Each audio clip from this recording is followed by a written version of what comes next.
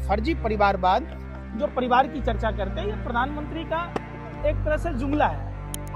अपने मुंह में ला लिया, पहुना के मुंह में छा ली। घर बर्बाद हो रहा है तो नहीं कोई देख रहा है, देश बर्बाद हो रहा है, देश में समय नहीं है। अंतर्राष्ट्रीय, अरे भाई आपका घर मजबूत होना चाहिए। वो क्या जाने, वो आदमी क्या जाने जिसको अपने घर का संबंध के बारे में जानकारी नहीं है। मोदी जी की बात का, कौए के पात का, घोड़े के लात का, तिल के बरोबर, तीन के बरोबर भरोसा नहीं कर सकते। अपना परिवार कह रहे हैं तो मोदी जी क्या प्रोफेसर डॉक्टर रितु आपके परिवार के सदस्य नहीं है? क्या डॉक्टर लक्ष्मण यादव आपके परिवार के सदस्य नहीं है? उनका कसूर ये है कि वो दलित समाज से हैं। प्रधानमंत्री जी, आपने बेटी बचाओ बेटी पढ़ाओ का नारा दिया था, जिन्होंने अपनी मेहनत के दम पर पीएचडी करी और वो प्रोफेसर थी।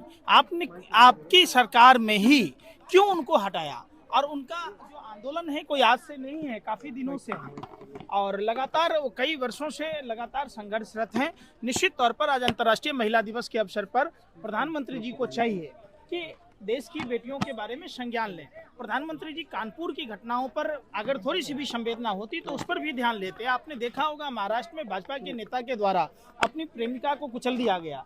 उत्तर प्रदेश में कानपुर समेत उन्नाव, हाथरस जैसी घटनाओं में भी आपने देखा होगा प्रधानमंत्री लगातार चुप रहते हैं।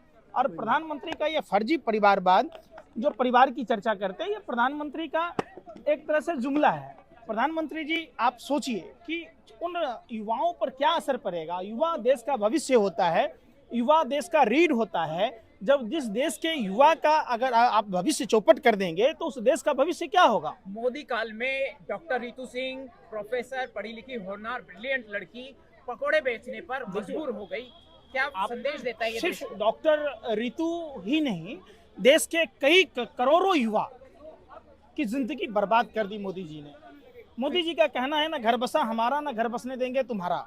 ये पूरे देश में चलता है। SSC-GD का आप कह रहे हैं जिंदगी बर्बाद कर दी, लेकिन 140 करोड़ की जनता मोदी जी का परिवार है, जिसमें आप भी आते हैं, डॉक्टर रितु भी आते हैं। हम तो पहले ही कह दिए कि ऐसे व्यक्ति को हम अपने परिवार का सदस्य नहीं कह सकते।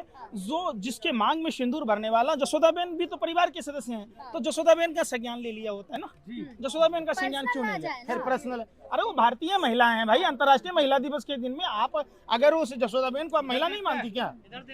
आप बताओ ना, आप हमको मानते कि नहीं मानते? महिला तो महिला है, भारतीय तो भारतीय है, चाहे कोई भी हो, वो प्रधानमंत्री के घर की हो या घर के बाहर की हो। सर 70 पेपर लीक हो गया 8 साल में, ऐसा क्यों? देखिए, भी नहीं कुछ होता है।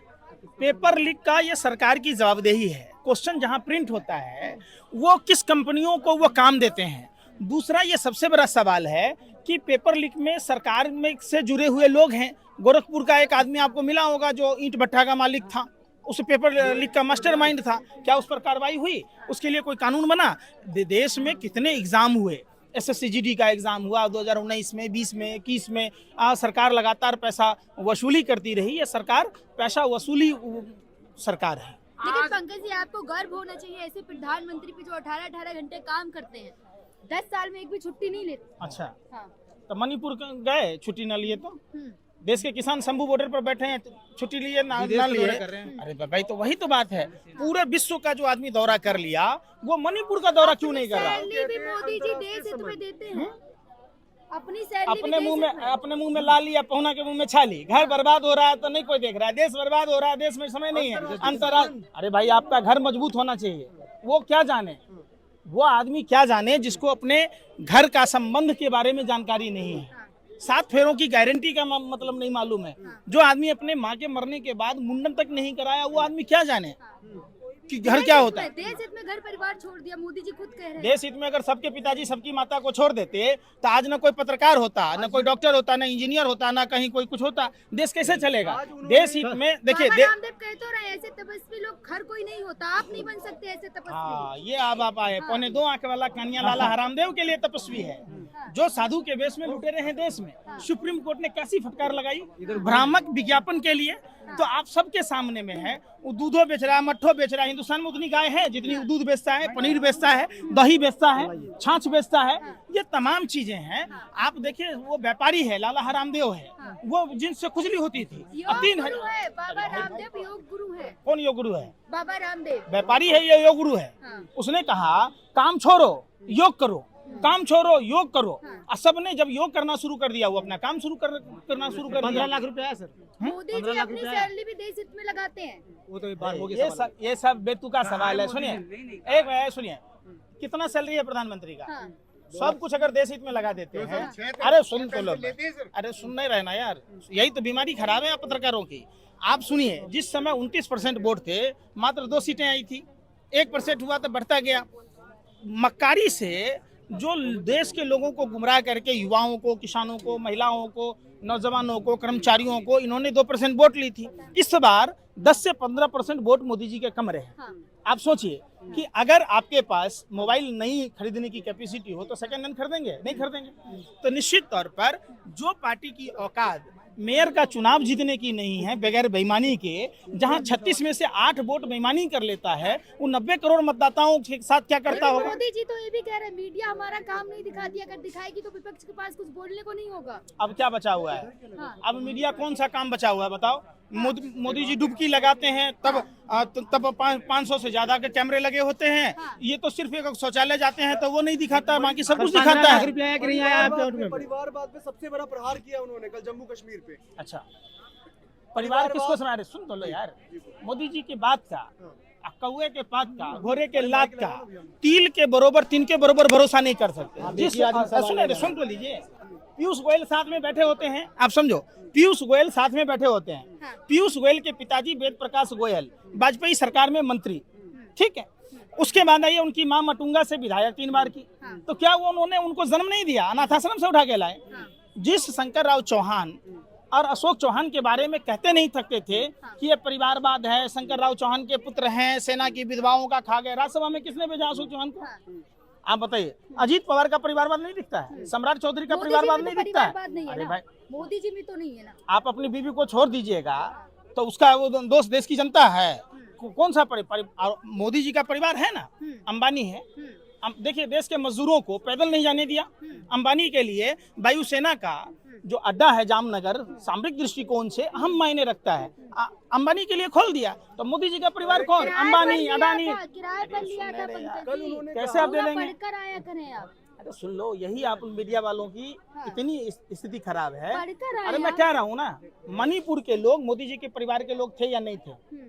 आज तक मणिपुर चल रहा। जो 13 साल की बेटी ज्योति साइकिल चलाकर अपने बीमार पिता को लेकर गया, क्या वो मोदी जी का परिवार नहीं थी? वो आप बताओ। जो मजदूर पुणे से अपने बीमार माँ को कंधे पर लेकर बनारस होते हुए गया, वो मोदी जी का परिवार नहीं था। किसान जो देश में बैठे हुए हैं, जिनके लिए सूल लगाए हैं, यही अगर गलवान में लगाए होते, वो टीयर बम लगाया होता तो चाइना के सैनिकों का कान फट जाता। किसानों के कान का पर्दा फाड़ने के लिए आपने टीयर बम लगा दिए, आंसू गैस के गोले छोड़ रहे हैं, ड्रोन से छोड़ रहे हैं। तो ड्रोन वहां चलाइए ना भाई, गलवान में जाके, क्यों नहीं चला रहे? तो वो परिवार नहीं है। हाँ। देश के जो नौजवान हैं, जिन्होंने नौकरियों के लिए इतना प्रयत्न किया, तो उनको पिटाई करी सरकार ने, इतनी बुरी तरीके से जख्मी किया। अभी उत्तर प्रदेश की घटना है, पेपर लीक के मामले में देखिए छात्रों को कैसे दौड़ाया जा रहा पूरी था। रात भर जग के काम करते हैं तो जनता पूछती है शुक्र है मोदी जी सो जाएं। हाँ। मोदी जी कुंभकर्ण तो 6 महीना सोया था, 10 साल से सोए हैं। समझिए, एकदम आराम से खर्राटे भर रहे हैं। ये 10 साल से अरे भाई, एक भी छुट्टी नहीं ली, काम कर रहे हैं आप लोगों अच्छा, के लिए, तो ये जनता प्रचार, के लिए। अरे सुन तो लीजिए, आप हाँ। पत्रकार हैं, आपको भगवान रोटी खाते होंगे, गोबर को च्यवनप्राश समझ के तो नहीं खाते होंगे। जब पार्टी का प्रचार करने जाते हैं तो प्रधानमंत्री क्या करते हैं? वो तो छुट्टिए ना है, वो खाता ना बही, मोदी जी को ही से सही मुख्य कानून छ। पार्टी का जब प्रचार करने जाते हैं तो क्या काम है बताओ? तो छुट्टी नहीं हुआ वो। ये दिग्भ्रमित करने का जो आप लोगों का कॉन्सेप्ट मीडिया है, मोदी जी के काम सही से नहीं दिखाती, वरना अब आप क्या लोगों के पास दिखाएगा? बोलने को कुछ ना अरे हो। भाई, मैं तो कह तो रहा हूँ, मीडिया अगर सुनिए, अरे सुन तो लो, अरे सुन तो लो, आप मीडिया के लोगों का वर्ल्ड में कैमा स्थान है? शर्म ही नहीं है मीडिया के लोगों को। मीडिया के लोगों को अगर शर्म होता, मोदी जी से सवाल पूछते। मोदी जी ने नारा दिया था, हर सांसद 5 गांव आदर्श बनाएगा, ठीक? 10 साल में 50 गांव आदर्श होने चाहिए। अरे सुन तो लो, अरे सुन नहीं रहे। 50 गांव आदर्श आप बनारस लोकसभा क्षेत्र में दिखा दो। 100 स्मार्ट सिटी प्रत्येक साल बनाने की बात की थी। 10 साल में 1000 स्मार्ट सिटी बनता। हिंदुस्तान में कितने शहर हैं? अब बताओ। लक्ष्मी देवी के साथ प्रधानमंत्री ने फ्रॉड और चीटिंग की थी बंगाल चुनाव में। 24 लाख बेघर लोगों को घर। मीडिया कभी सवाल पूछती है कि वो लक्ष्मी देवी कौन है? आगरा रेल का उद्घाटन किया है। कहाँ से दे रहे हैं? नाना के घर से कि मामा के घर से? किसी कहाँ को से? भूखा तो नहीं सोने दे रहे ना। कौन नहीं सोने दे रहा? जिसके पास कौन? खाने को नहीं अरे उसको भाई तो अच्छा है ना कि कौन 5 दे किलो रहा अनाज तो दे रहे है? हैं। अरे भाई 5 किलो अनाज कितने का है? आपने टैक्स कितने बढ़ाए? आप नहीं कह रहे। 400 रुपए का सिलेंडर था, आप समझो 400। सुन तो लो, पहले बात पूरी बात सुनो। 400 रुपए की सिलेंडर आज 900 कहीं 1000 में मिलता है। तो हम एक महीना सिलेंडर अगर 400 वाला लेते तो 600 रुपया बचता। 600 रुपया में हम कितना राशन लाएंगे? मोदी जी क्या दे रहे? प्रधानमंत्री अरे बनकर सुन ही राशन नहीं आ रहे, रहा। सुन नहीं रहे।